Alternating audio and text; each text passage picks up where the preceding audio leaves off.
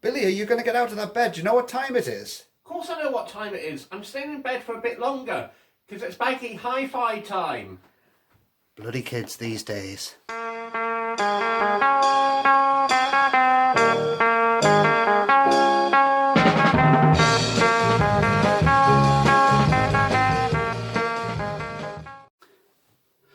Greetings cats and kittens, welcome once again to Baggy Hi-Fi, this YouTube channel devoted to record collecting and the vinyl community here in the UK.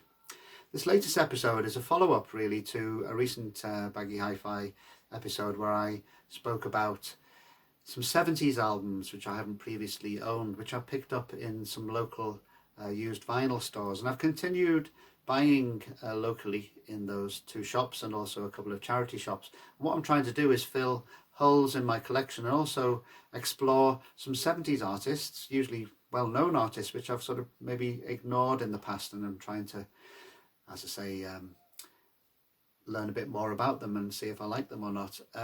So this first album is by Wizzard, that well-known 70s glam rock band fronted by Roy Wood, ex of The Move and the early incarnation of ELO.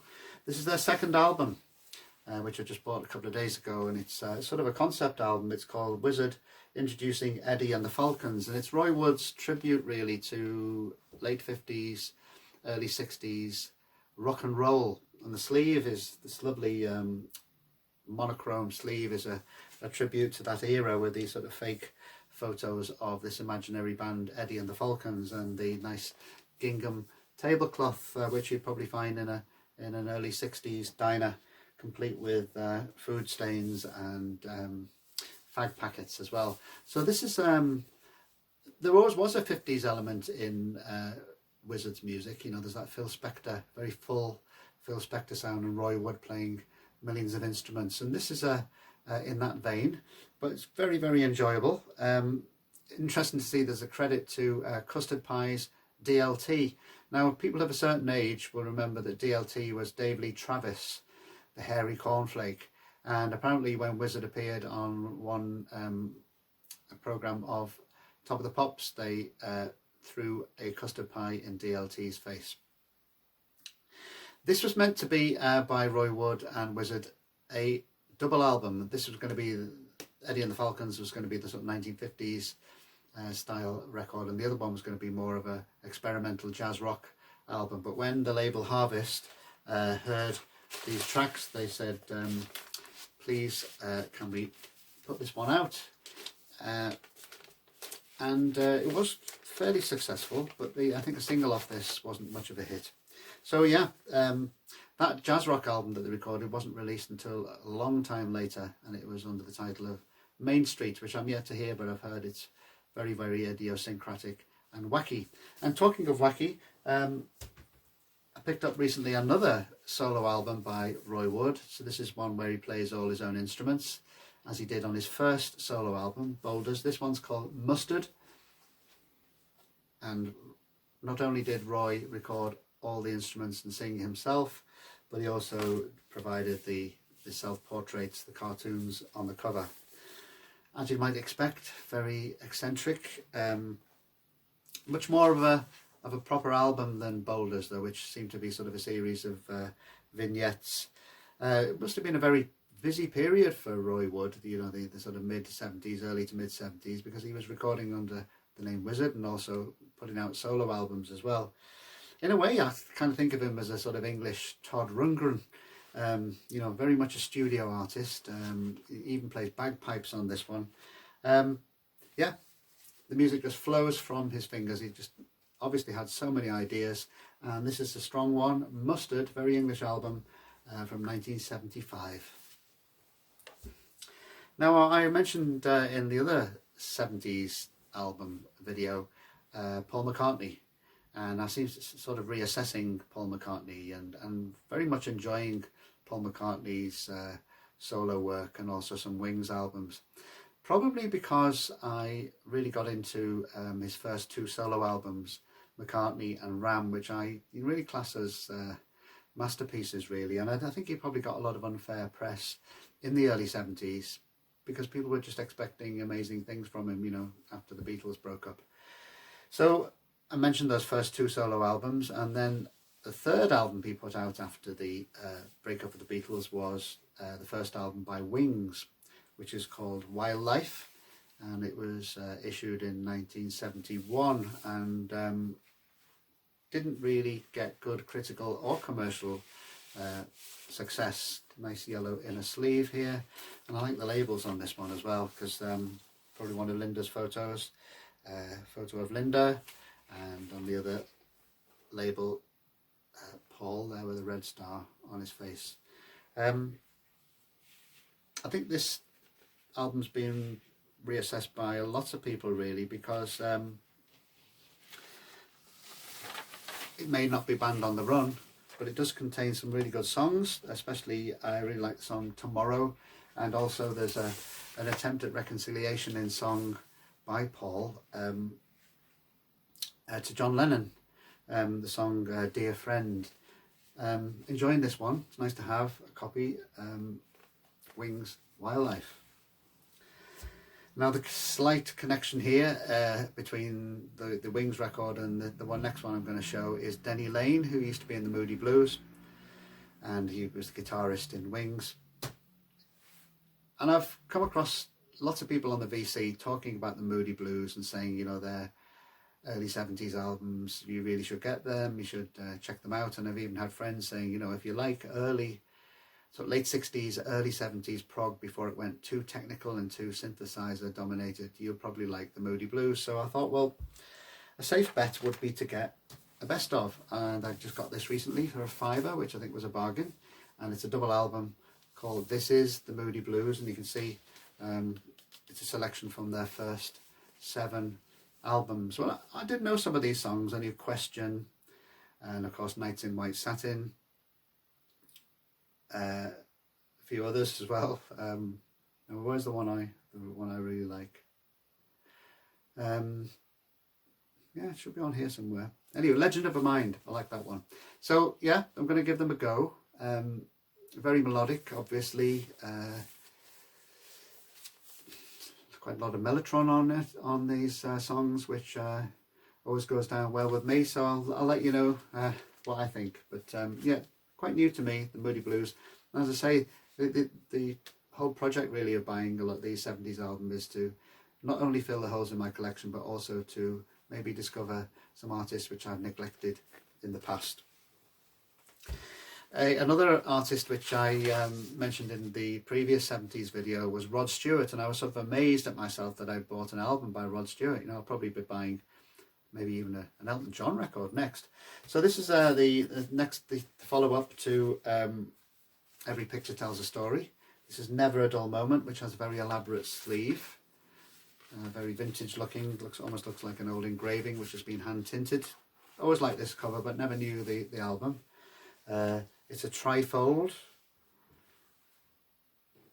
and this was a #1 album.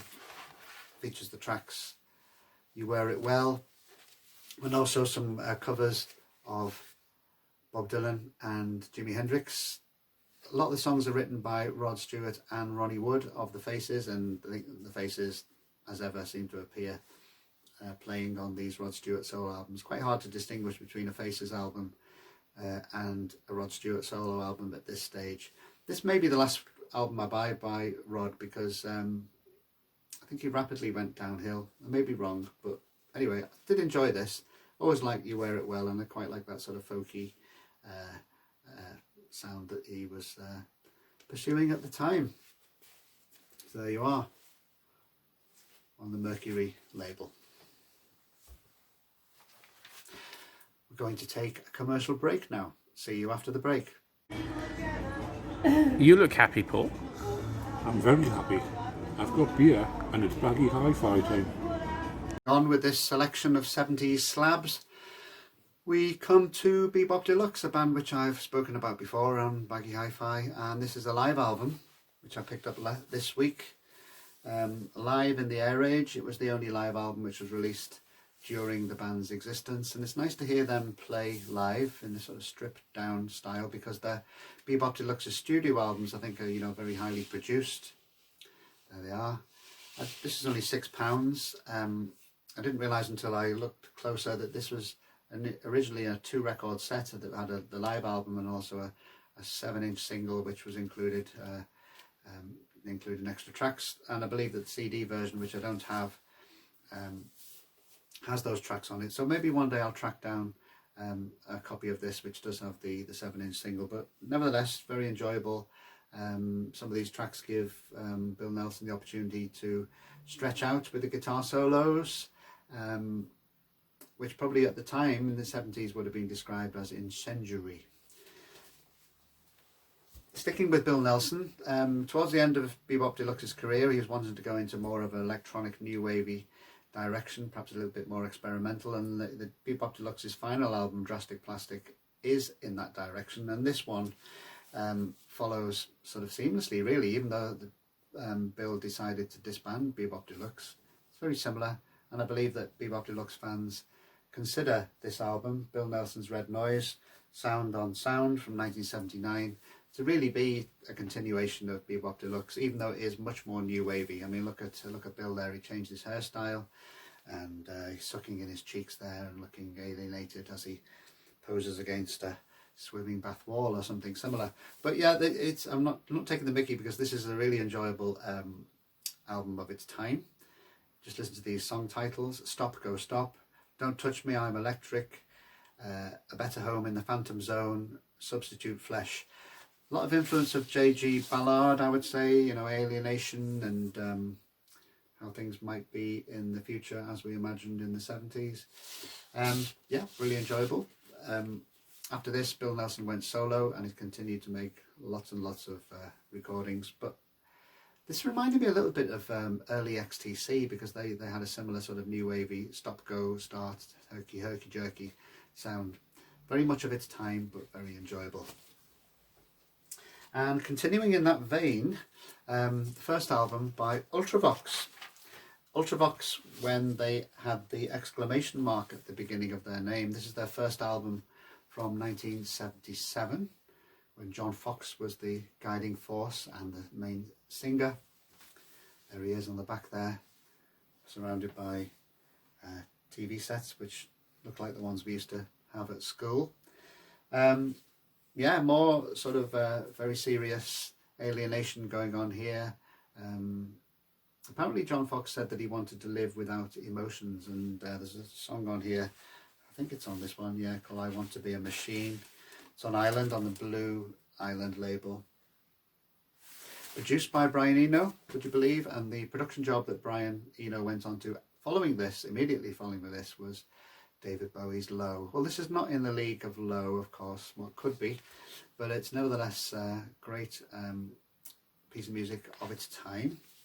The next album that Ultravox would release, Ha Ha Ha, was much more punky in the mood of the times, as they were, you know, seeking success, because I believe this didn't really sell very well, but it stood the test of time, although it's very much of its time.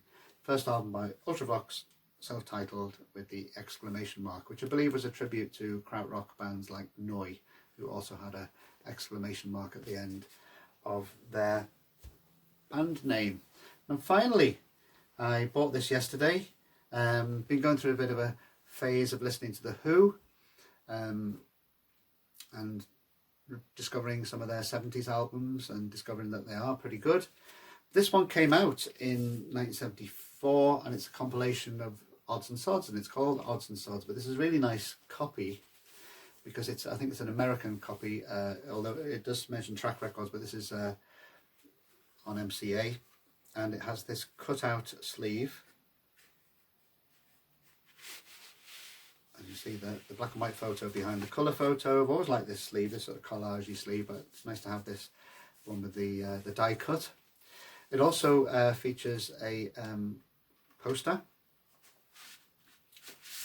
There's the record, poster of them live. Yeah. Collection of some really strong tracks. Glow Girl is a great one from 1968. Good version of Pure and Easy, 1971, and also a track from 1964. mod anthem, I'm the Face. So pretty essential really if you like The Who, and it's lovely to have this copy with the die cut sleeve. So I hope you enjoyed that, this selection of 70s records from that very varied decade. Nice to be putting those on the shelf and picking them out and listening to them. I like most of those purchases which I've made in the last few weeks. This week here in the northeast we're in a local lockdown, and it's happening in other parts of the UK, so I hope you're all keeping well and following the guidelines and not mixing in more than 6. Well, I believe at the moment we can't even mix with people from other households, so it's we're living in strange times, but what can we do? So I hope you're all keeping well. Thanks for your comments, thanks for your subscriptions. All I can say now is thank you for watching and bye for now.